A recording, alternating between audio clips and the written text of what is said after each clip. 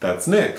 And that's Joseph. And today we're here to talk about Mortal, the latest film directed by André Øvredal, which will be released on November 6th, 2020, courtesy of Saban Films. It was released in several European territories earlier this year.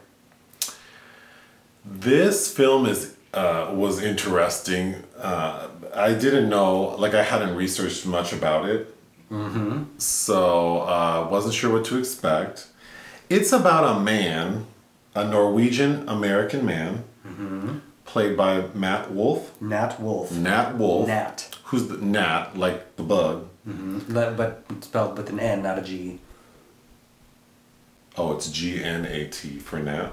For the bug, yeah. He's the brother of the guy from Hereditary. Yeah, Alex, I think.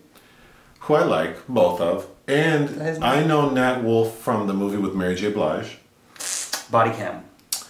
And he was Tina Fey's son in Admission. He's been in a bunch of stuff. The Wolff brothers have been in a lot of things. So we find him in Norway somewhere, like some farm area, sort of like emotionally and physically distraught.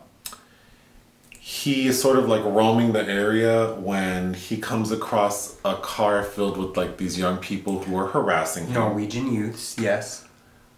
He's trying to walk away from the harassment, but they are antagonizing him. One of the men gets in his face and like manhandles him. But before he does, what's that man? What is Nat Wolff's character's name? Eric. Eric tells him like, if you touch me, you'll burn. You'll burn. So the guy touches him, and it's Ray Bradbury up in here. And he what is that? Fahrenheit. Oh. And he, I'm stupid. No. He, and the guy dies. Like, he sucks the life out of him. So, of course, everyone's freaked out. The police are called. They come, retrieve Eric. He's in the police station when a psychologist is brought in to talk to him. Is she a psychologist or a psychiatrist? She says she's a psychologist. Okay, that's Christine. Christine. So she's working with him when a woman who appears to be from the United States says... Hathaway says like, we need him, we're taking him back to the US. And the sheriff agrees, like, just let him go. But the psychologist is like, no, like, we need to, like, we can get more out of him if you give me time. Don't worry about it, just let him go.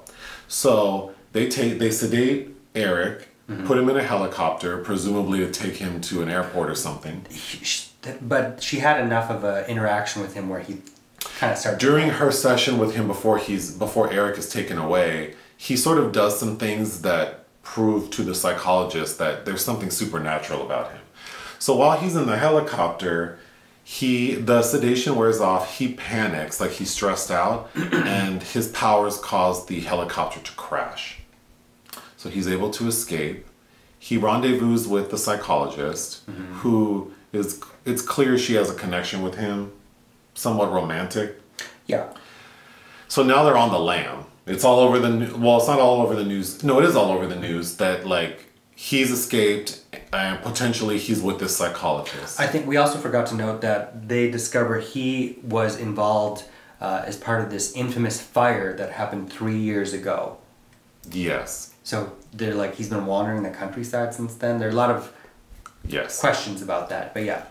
So the film culminates with Eric and the psychologist on the run. They take a ride, they hitchhike or jump in, they get a ride with this semi-truck driver, and when they are crossing a bridge, there are barricades. And the driver of the semi is like, oh, they're here for you, so he jumps out of the truck and like runs towards the police. The police like circle the semi.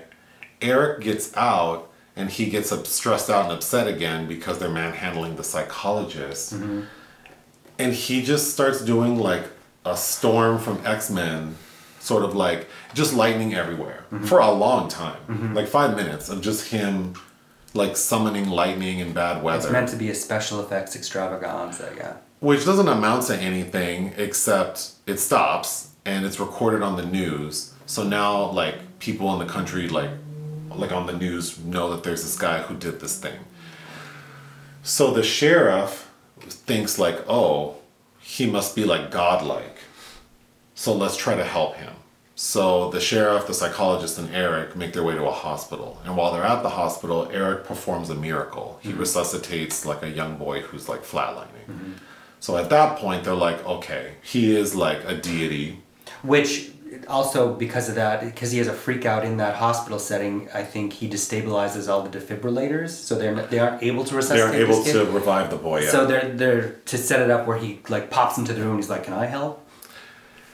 So the psychologist and the sheriff decide that maybe taking him back where he last remembers being at the farm area might provide some information.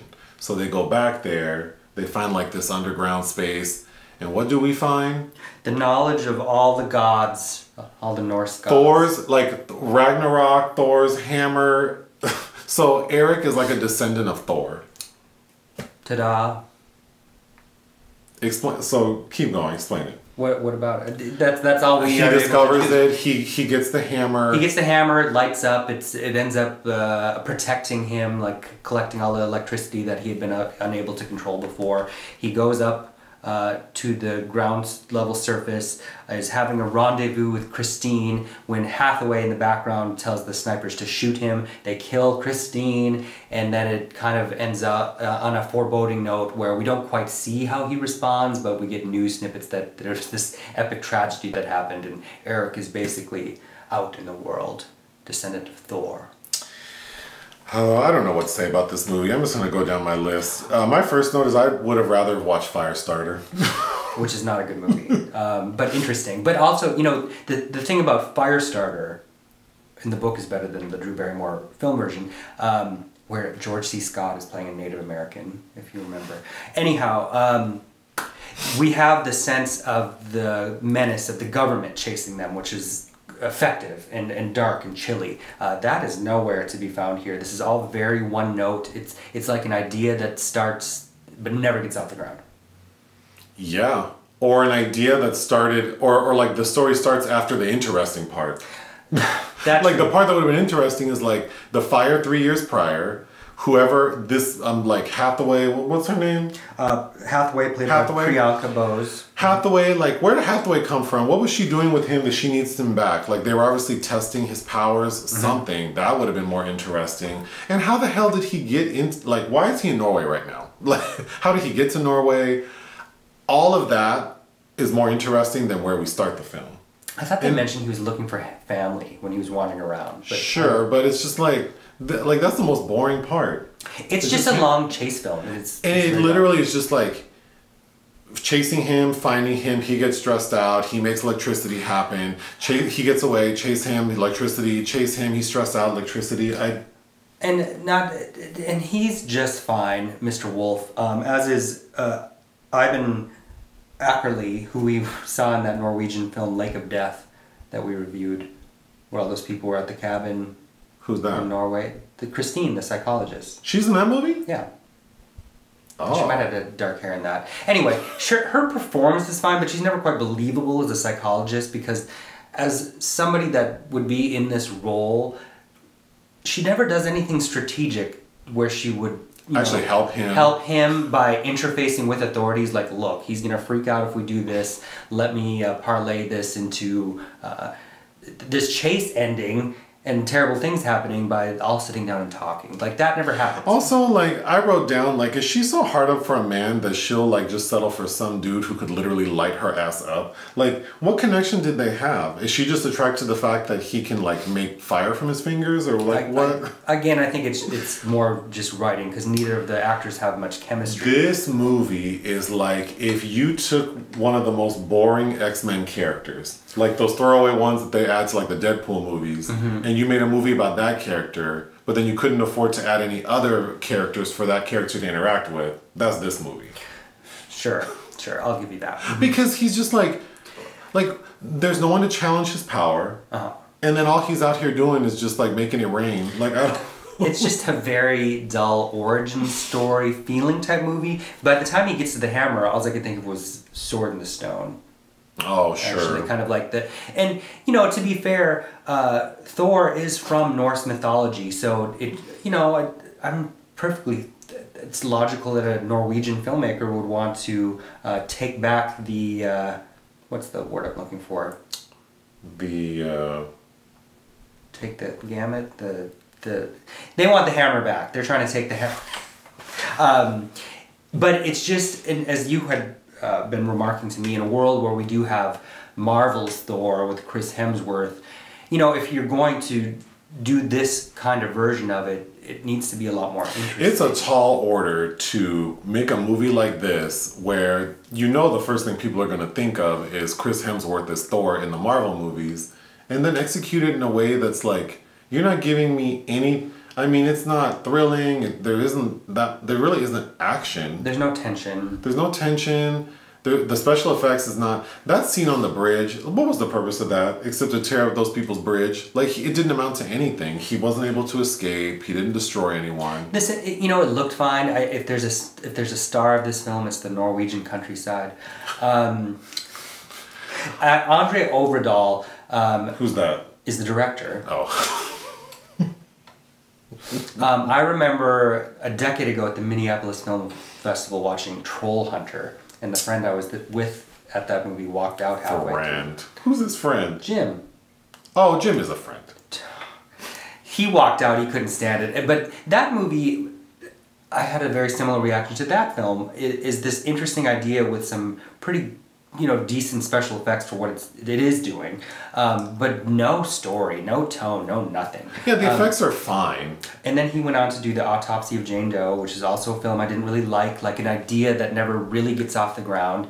And then his best film, I think, is Scary Stories to Tell in the Dark, which Guillermo del Toro produced last year. And I think the only reason that works is because it's short stories. I can't say I've seen an André Øvredal film where it's a complete narrative feature that feels like that has any kind of peaks and valleys. Mm-hmm. Two more things. There's a plot point. I mean, the main plot point for how Eric is able to persist is this notion that he's like a god. Well, and then the sheriff, like, sort of saying, like, I don't know, that kind of took me out a little bit. Well, that opens with the definition of mortal, noun, a human being, which goes to say that the opposite, an immortal, is a deity. Sure. So, which is, I believe, what they're going for with this. Also, every time we see the sheriff, it's a Norwegian character actor, Per Frisch. Every time I pan to him, I'd be like, oh, it's Jeff Bridges. Oh, it's Harvey Keitel. He just kind of has that craggy. My other thought is there's another plot point where the boy Eric kills in the beginning, the boy who was like assaulting Eric. Ola, yeah. His parents, particularly his dad, is like out for revenge. That really bothered me. Well, it's your trashy little kid. Yeah, your little trash ass kid harassing this man, like manhandling him, and then it's like he wants to kill Eric. That bothered me. Oh well, I mean, it's very American of him. I don't have anything else to say. No, that's it. What would you give this film? 2 out of 5. Oh, what did I say I would give it? I don't remember. 2, 2.5. What did you say? What's in your little notes there? I don't ever write it down. I feel it as I'm talking. Oh, okay. But I thought I had mentioned it. I don't know. I didn't enjoy this film, but I don't think it's like... It's not trash. It's not trash. No. It's just, I feel very inert about I would say 2 out of 5. All right, thank you. Bye.